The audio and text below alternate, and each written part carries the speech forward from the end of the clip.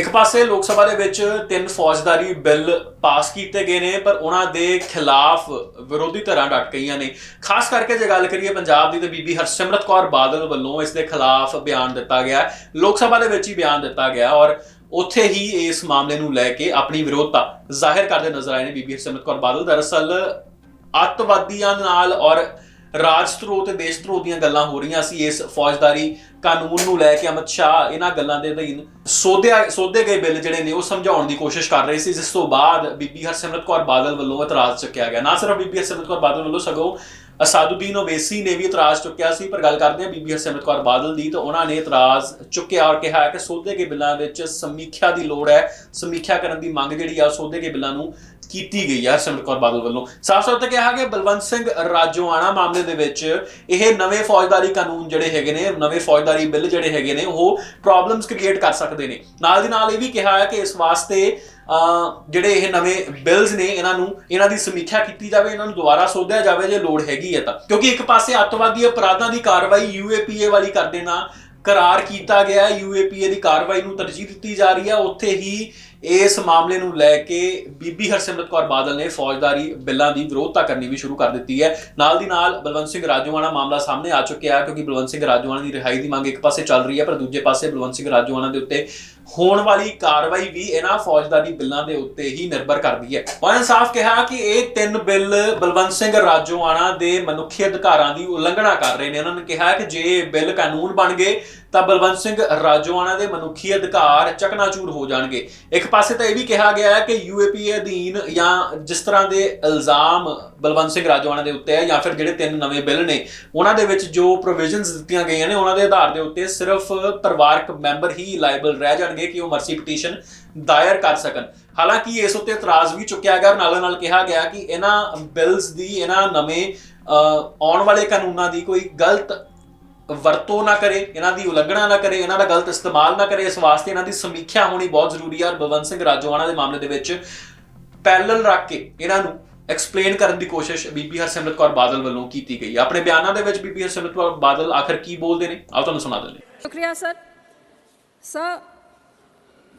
as we debate a total overhaul of the criminal system after many years, and the government is bringing in something which is going to send out a message to the entire world, not only to the people in this country but to the entire world, कि आज जब भारत एक विश्व गुरु बनने के रास्ते पे चलना चाह रहा है तो ये विश्व गुरु अपने लोगों के उनके इस सिस्टम को जब ओवरहॉल करता है तो ये आगे का, पीछे से सीख के आगे का क्या दिशा देता है। We are looking into the future where we are waiting to compete with the developed countries, and we cannot come up with draconian laws.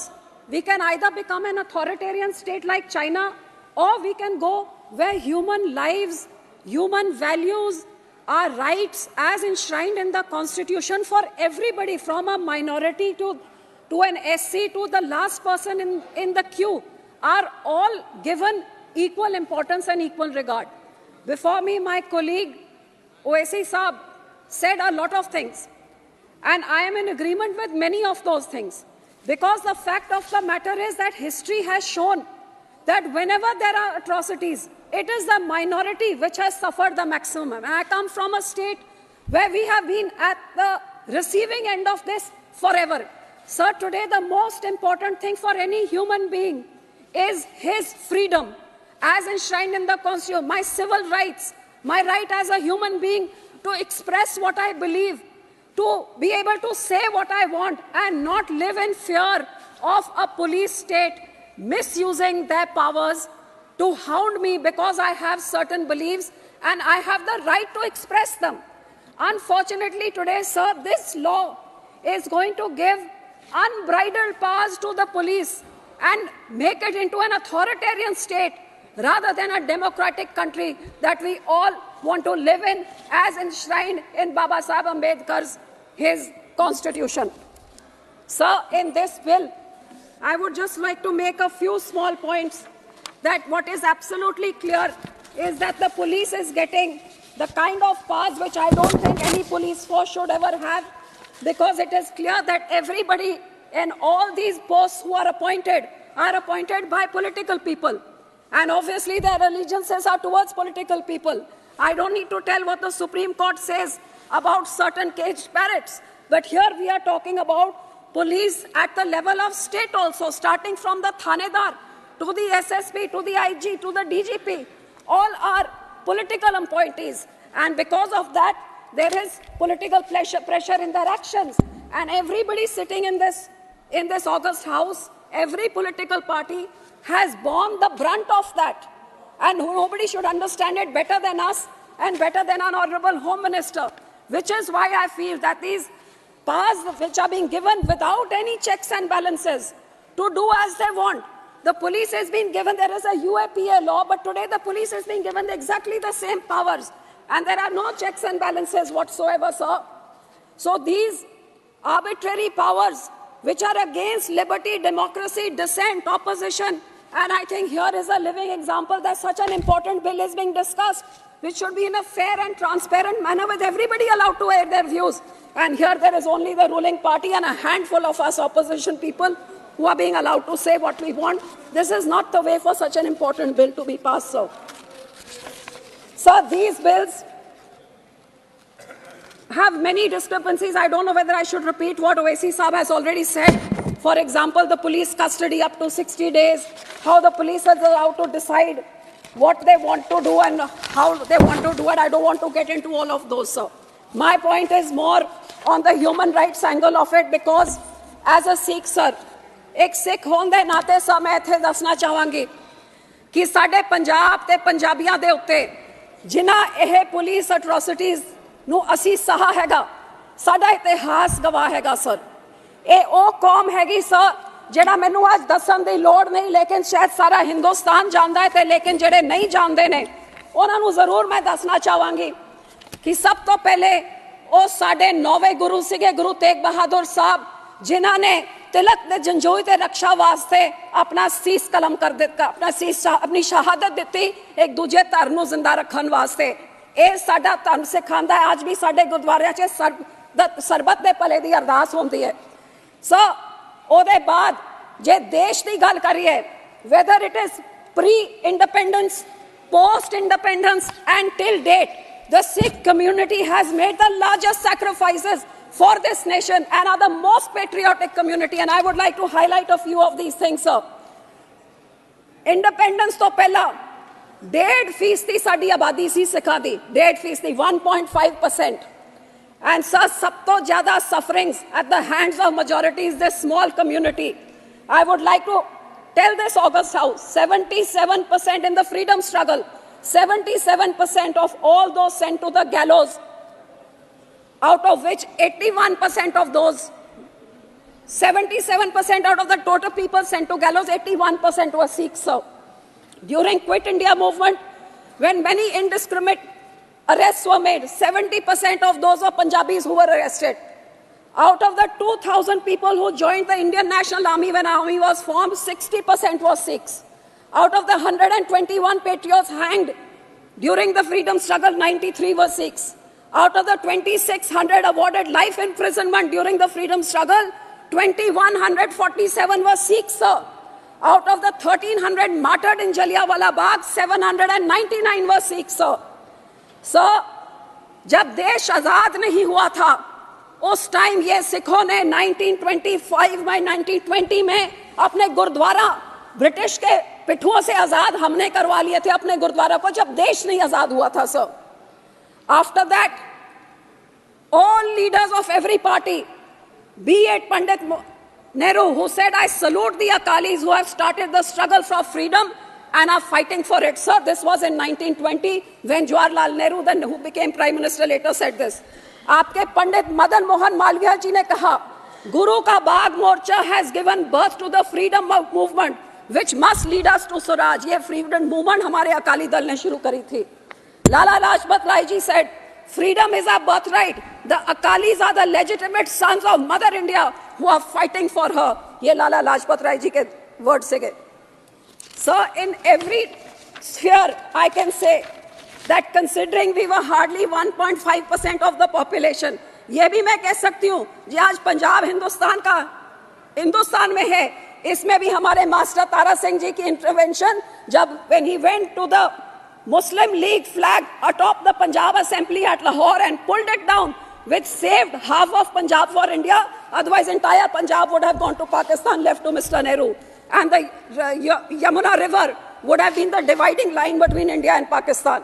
So, sir, ये लड़ाई पंजाबियों ने लड़ी, उसके बाद हमारे बॉर्डरों में देश का बंटवारा हुआ, हजारों लाखों सिख और हिंदू भाईचारों का अपने वहां से उजड़ के सब इधर आए।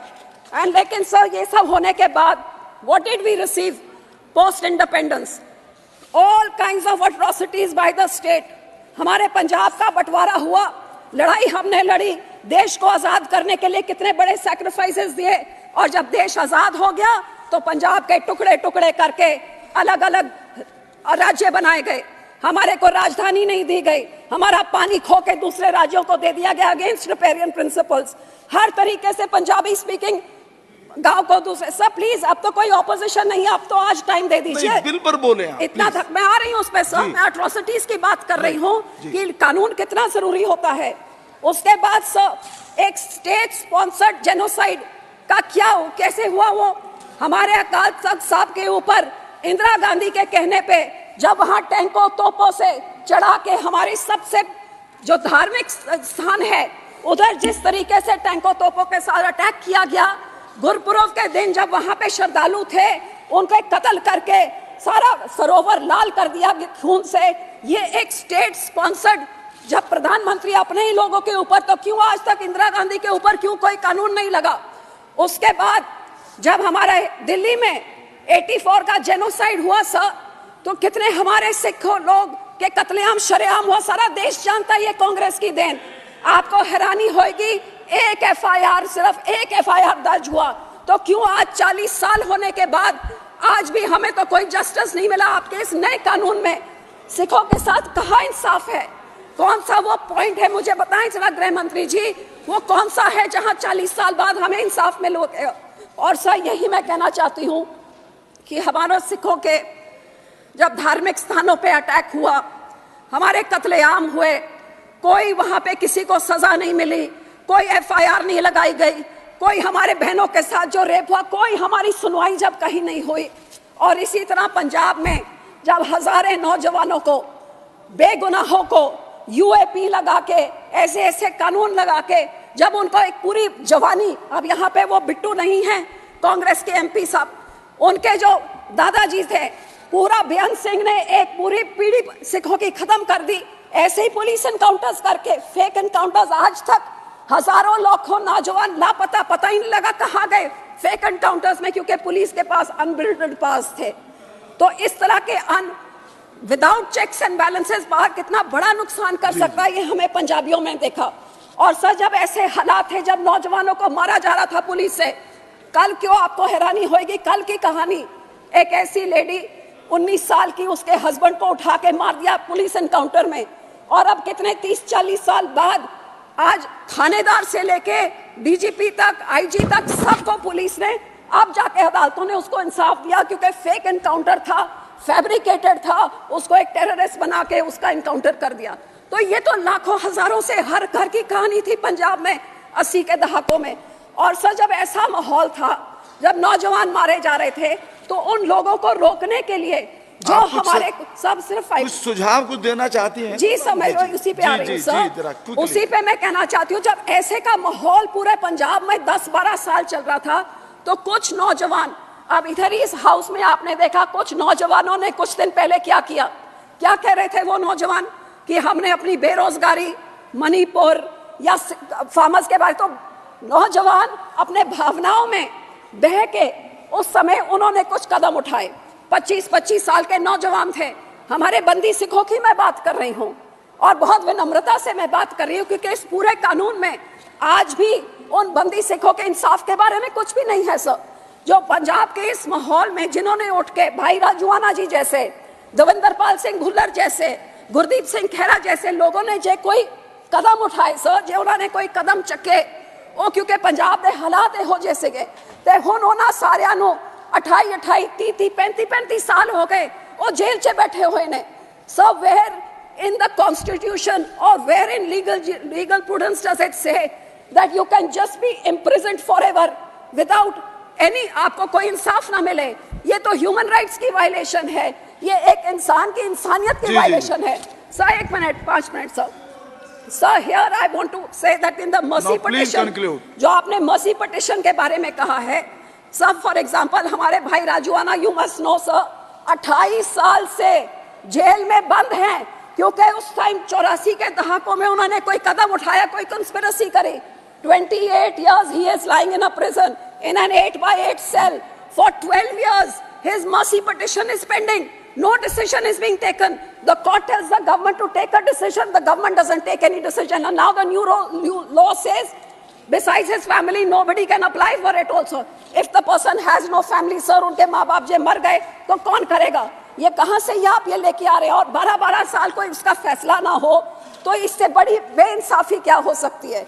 जिस करके सर, I would say कि ये आप mercy petition वाला, तो I would appeal to you sir, जो 8/8 की चक्की में 28 साल 25 साल से अब 60-65 साल उनकी उम्र हो गई, और सुप्रीम कोर्ट कहता फैसला दो, और सरकार कहती है anti social elements are a problem to society. तो सर, कई लोग ऐसे जिन्होंने बेअंत सिंह की हत्या में थे, उनको बाय लॉ लीगली अपने तरीके से उनको पैरोल भी मिल गया, वो अपने घर पे भी रह रहे हैं, अदालत ने उनको घर भेज दिया, राजीव गांधी के किलर भेज दिए। तो जब वो उनको कोई सोसाइटी ने उनसे कोई प्रॉब्लम नहीं, गुड कंडक्ट उनके प्रिजन में रहा, तो क्यों नहीं ऐसे लोगों को फ्री करा जाता? सर जस्ट 2 minutes मोर। सर गुरु साहब के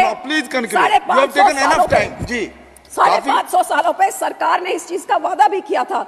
आज इस कानून में मुझे कुछ नहीं दिख रहा कि when remission has been granted, when these prisoners are going to be set free, which you promised in 2019, आज तक नहीं हुआ। बल्कि आप यूएपीए उठा के आप पूरा पुलिस को वो पावर्स दे रहे हैं, जो पुलिस आज भी उठा के कोई भी चीज किसी को भी टेररिस्ट, 2019 पे आपने लॉ को रिवाइज किया कि पहले एक टेररिस्ट ऑर्गेनाइजेशन होती थी, अब किसी भी इंडिविजुअल को आप टेररिस्ट कर दें। इसका मिसयूज पंजाब में तो रोज ही हो रहा है, देश में भी देख रहे हैं, किसी को भी टेररिस्ट। आपको हैरानी होगी कि पंजाब में कुछ बच्चों ने सिक्खी का प्रचार करने के लिए कुछ पैम्फलेट घर पे मिले, तो उन पे भी यूएपीए लगा दिया और फिर उठा के दूर दूर भेज देते। रमेश विदुड़ी जी, सर मैं अपील करती हूँ कि इस कानून का